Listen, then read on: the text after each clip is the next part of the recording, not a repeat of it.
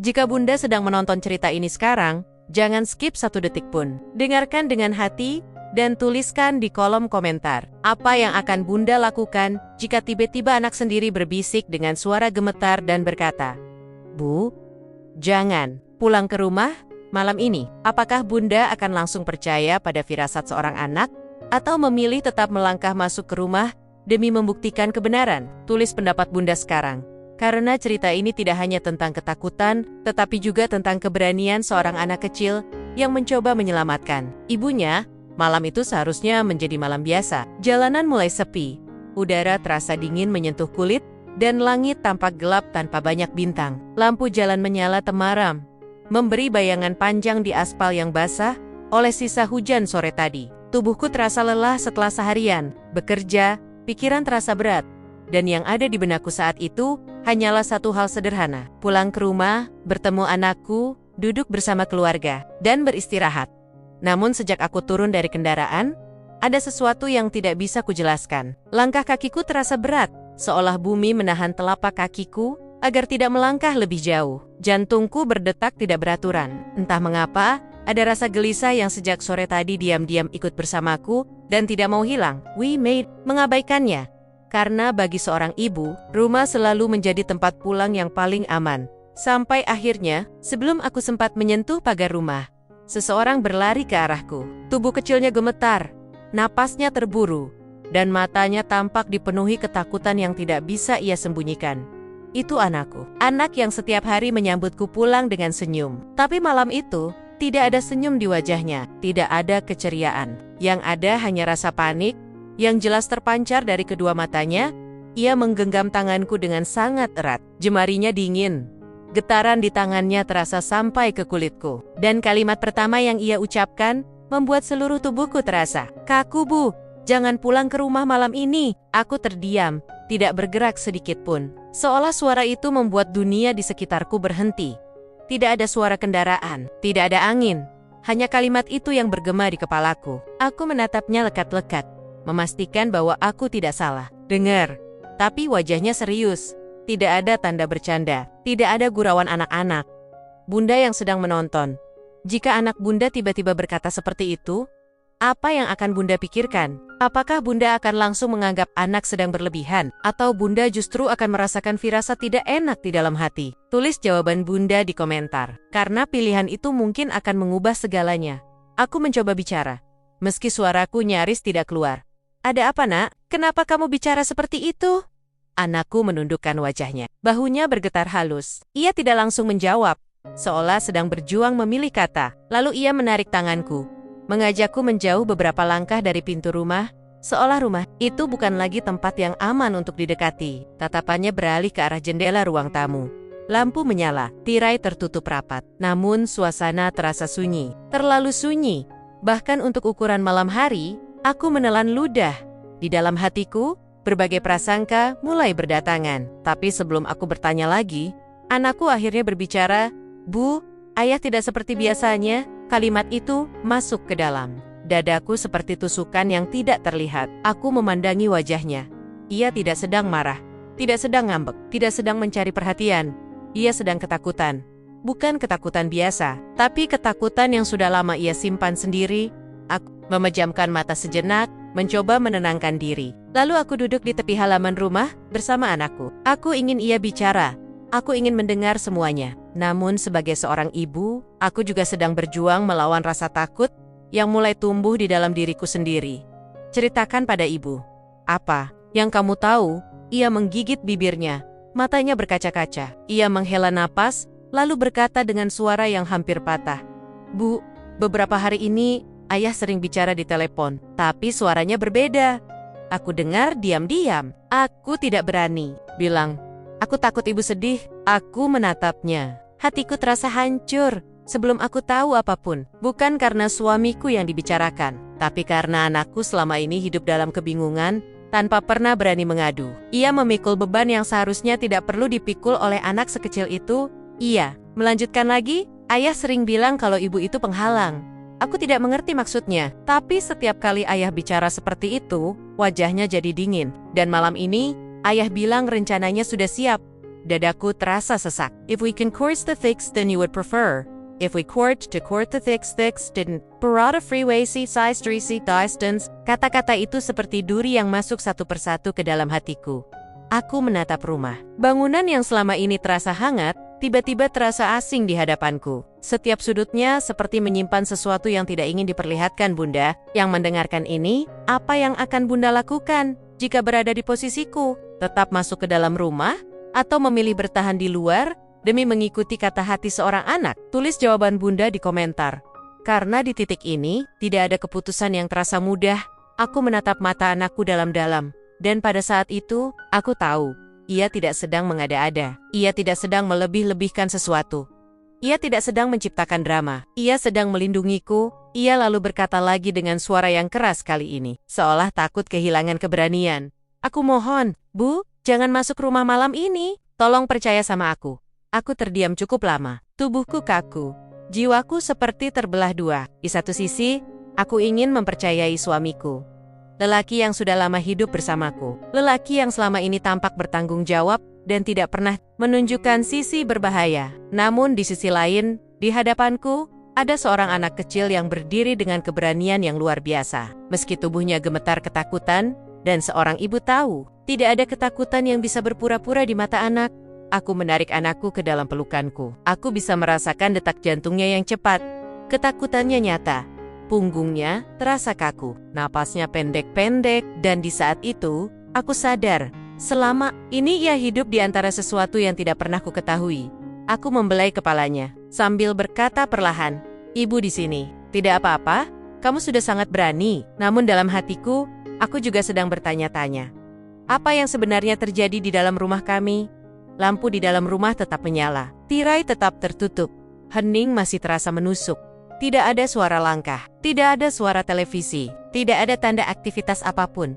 Seolah rumah itu sedang menunggu sesuatu atau seseorang. Dan malam itu, aku sadar, langkah kecil seorang anak telah mengubah arah takdirku. Aku memegang tangannya erat, bukan hanya untuk menenangkannya, tetapi juga untuk menenangkan diriku sendiri. Karena malam itu bukan hanya tentang rasa takut. Malam itu adalah malam di mana rahasia mulai mencari pintu keluar. Malam di mana seorang anak berhenti diam dan memilih untuk berbicara. Dan semua itu dimulai dari satu kalimat yang masih terngiang hingga sekarang, "Bu, jangan pulang ke rumah malam ini."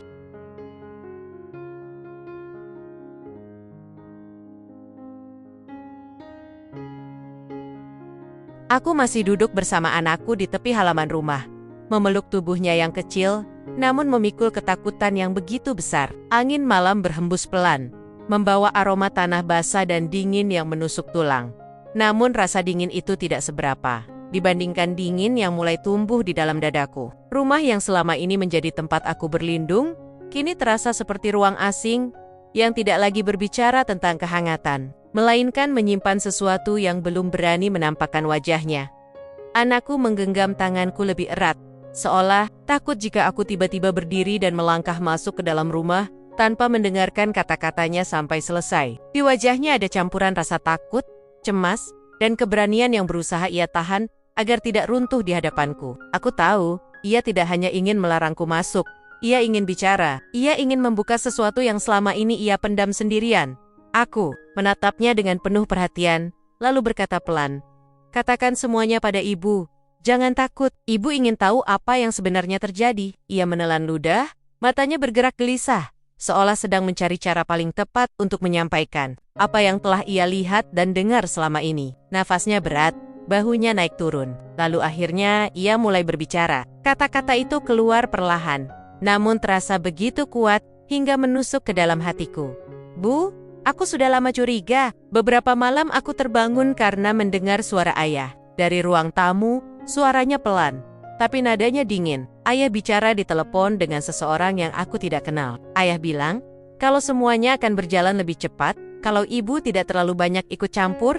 Hatiku terasa bergetar. Kata-kata itu seperti menarik kain penutup dari sesuatu yang selama ini tidak pernah kulihat. Aku memejamkan mata sejenak, mencoba menahan rasa perih yang tiba-tiba muncul tanpa diminta. Namun aku tetap berusaha tenang, karena yang paling penting saat itu bukan perasaanku, melainkan keberanian anakku yang akhirnya memilih untuk bicara. Ia melanjutkan ceritanya. Aku tidak pernah berani mendekat. Aku hanya berdiri di tangga dan mendengarkan dari jauh. Tapi malam-malam berikutnya, ayah semakin sering bicara seperti itu. Kadang ayah menyebut nama ibu, dan suaranya selalu berubah. Bukan seperti ayah yang selama ini aku kenal. Keiko is calling. Minardi. Napas dalam, tubuhku terasa semakin berat. Setiap kalimat yang keluar dari mulut anakku, bagaikan lembar demi lembar kertas yang dibuka. Mengungkap sesuatu yang selama ini tersembunyi rapi. Rasa sayang, rasa percaya, dan rasa takut semuanya bercampur. Menjadi satu di dalam hatiku. Bersamaan dengan itu, sebuah pertanyaan muncul di pikiranku. Sudah berapa lama ini terjadi tanpa aku sadari? Sejak kapan anakku hidup dengan rasa gelisah seperti ini? Sejak kapan rumah ini menjadi ruang yang membuatnya terjaga di malam hari? Aku mengusap rambutnya pelan, memberi isyarat bahwa ia tidak perlu menahan apapun lagi. Kamu boleh cerita semuanya pada ibu. Ibu kuat, ibu ingin tahu. Matanya mulai berkaca-kaca, namun ia tetap berusaha berbicara. Bu, beberapa hari terakhir ayah sering membawa tas hitam itu.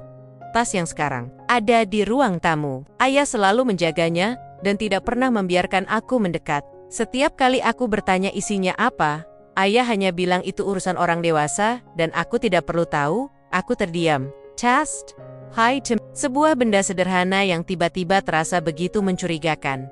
Pikiranku mulai berputar. Apa yang ada di dalam tas itu? Mengapa ia begitu melindunginya? Dan mengapa anakku sampai menyebutnya dalam keadaan setakut ini? Anakku menunduk lagi.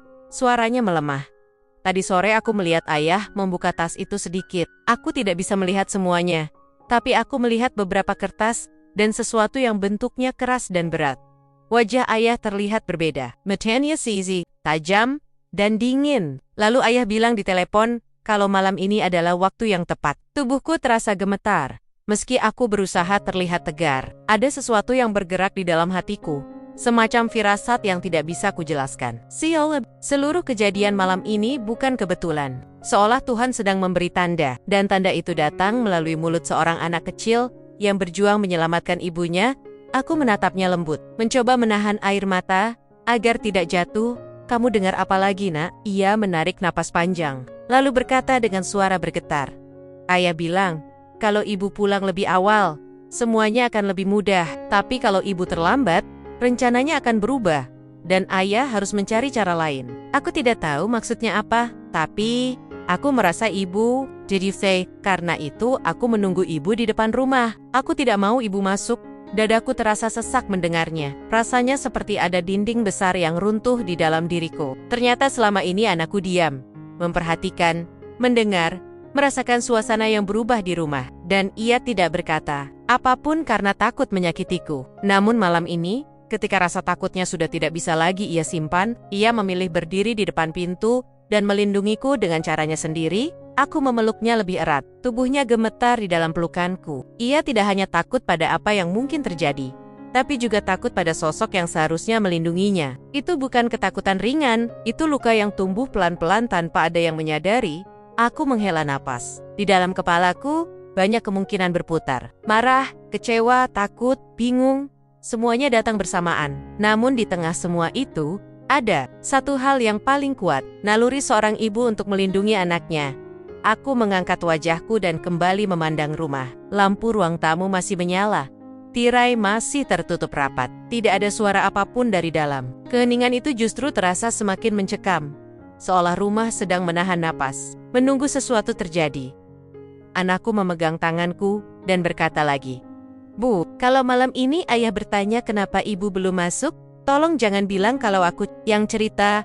Aku takut ayah marah, tapi aku tidak bisa diam. Aku takut kehilangan ibu. Kata-kata itu menghantam hatiku begitu keras, hingga rasanya dada ini tidak mampu lagi menahan perih. Seorang anak kecil tidak seharusnya mengucapkan kalimat seperti itu. Ia tidak seharusnya takut kehilangan ibunya dalam arti seperti ini.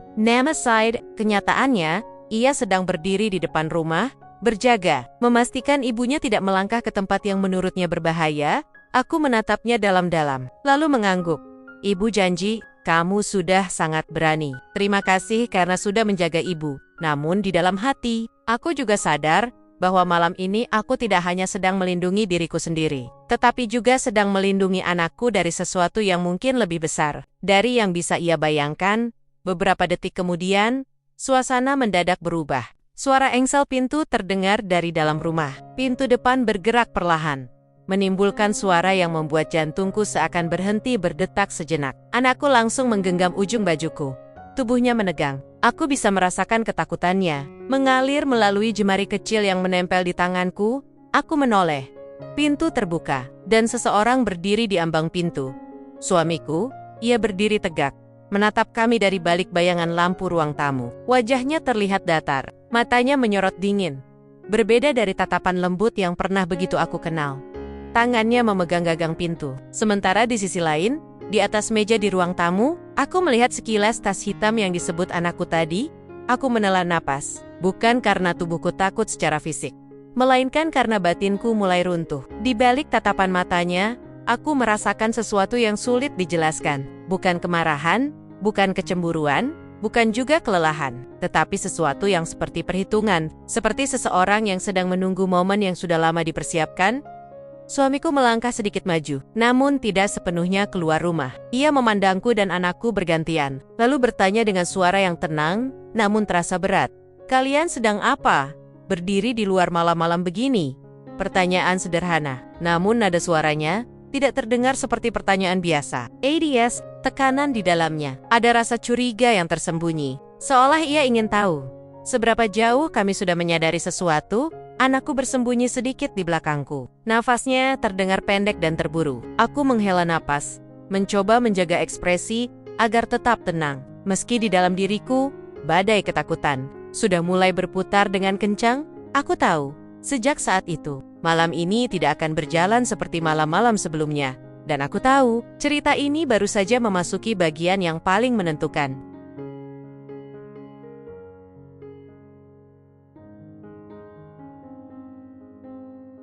Malam itu, udara terasa berat. Langit seperti menahan sesuatu. Tidak ada bintang yang berani muncul. Angin bertiup pelan, seolah ikut menyaksikan apa yang akan terjadi di rumah kecil kami. Aku berdiri di depan pagar, mematung, memandangi jendela. Ruang tamu yang masih menyala. Lampu kuning di dalam rumah memantul samar di mataku, membawa ribuan rasa yang tidak sanggup kujelaskan. Di kepalaku berputar semua perkataan anakku. Kata-kata yang masih meninggalkan getar di dadaku. "So around to your Daka," gemetar.